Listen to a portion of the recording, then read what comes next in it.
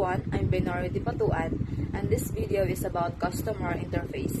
Before we start, what is customer interface?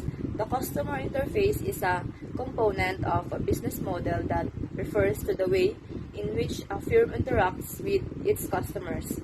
As per experts, the core of CEM or Customer Experience Management is communicating with customers as individuals. It is crucial to be ahead of the fan pages of the products, user-developed content, positive and negative comments from referral websites, and other online data of the customers. Again, it is also crucial to develop a customer experience strategy incorporating all customer touchpoints. Generally, it involves the customer-facing employees' impact. If your motive is optimizing customer interactions and nurturing customer loyalty, you should focus on proper customer interface as per your requirement. Then, what are the 7 elements of customer interface,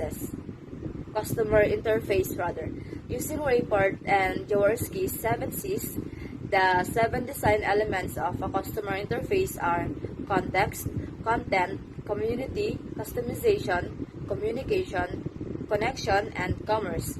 As a reference framework, interfaces for mobile commerce and electronic commerce are compared.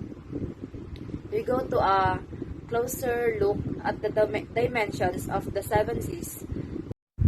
First is dimensions of context.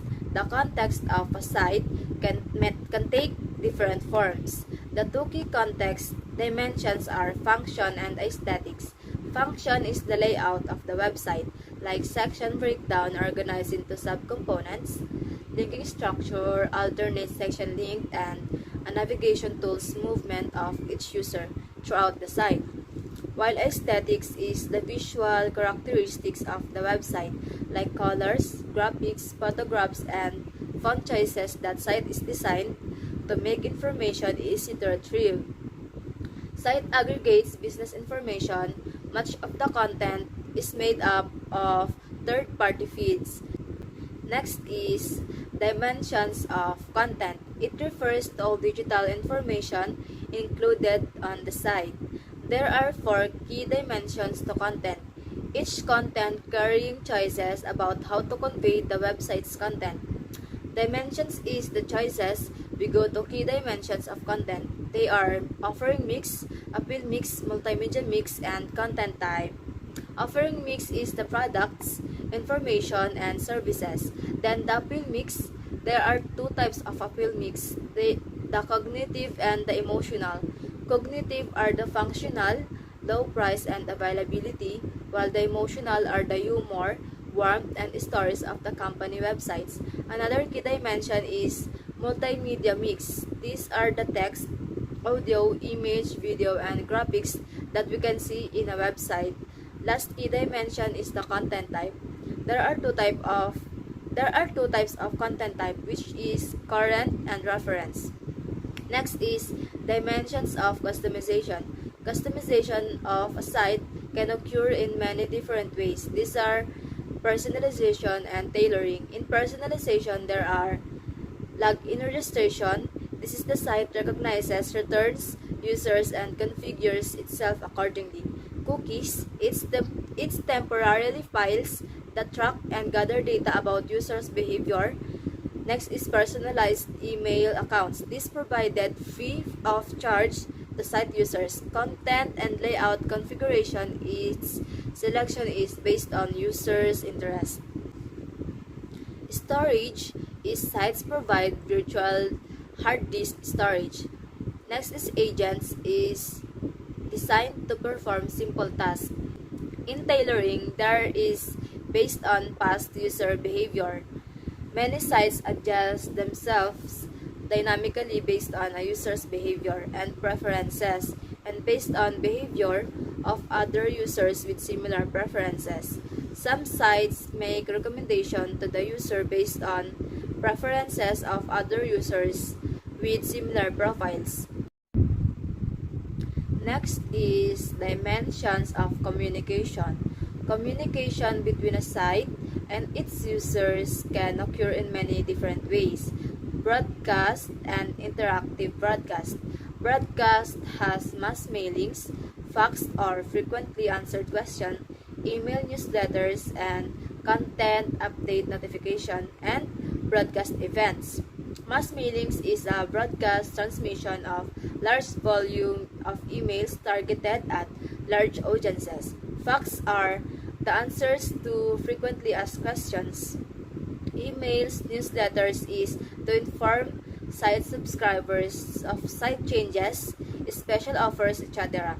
Content update notification is an email reflecting user interest in a particular content area, while broadcast events is the events that can be broadcast from a website or webcast that allows limited users control.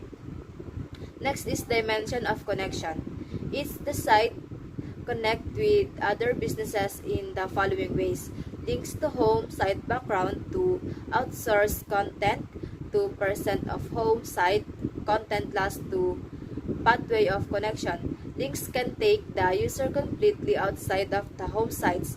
Links can take the user to a new site, but the home site is still in the background. Site content is derived from third parties.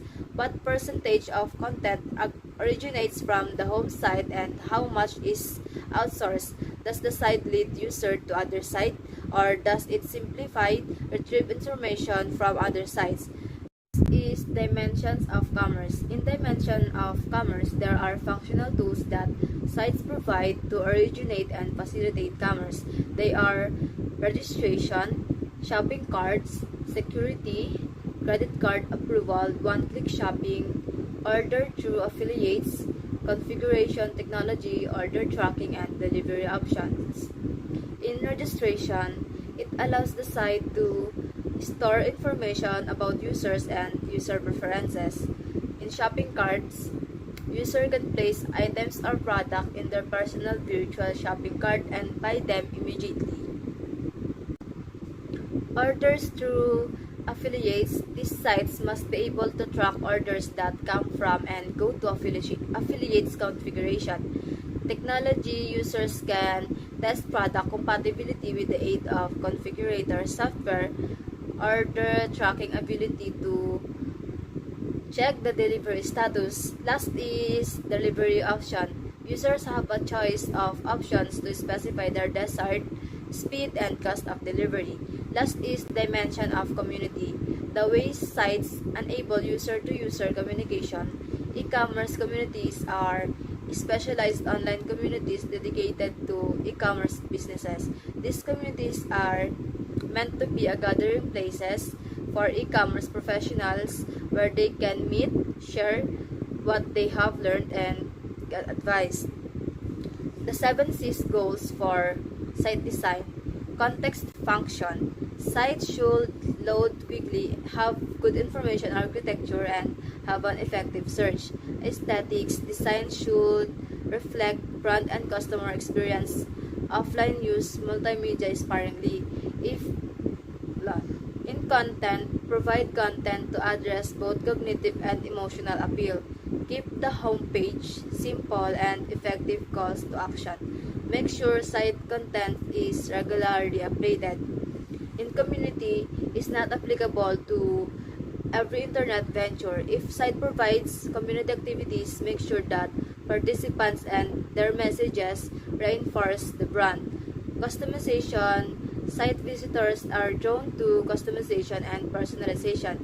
If possible, design an interface that individuals can interact with and modify. Communication. Make sure customers have opted in to broadcast messaging.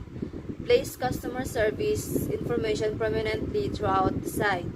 Post a privacy policy and be vigilant about enforcing it. Connection. Customers may be wary of sites that make it difficult to find appropriate information. Consider supplying links to third-party sites whose content complements your own. Commerce provides secure checkout that asks only for necessary information. Protects customer privacy. reveals shipping cost upfront, allows order tracking and supplies customer service and order confirmation data.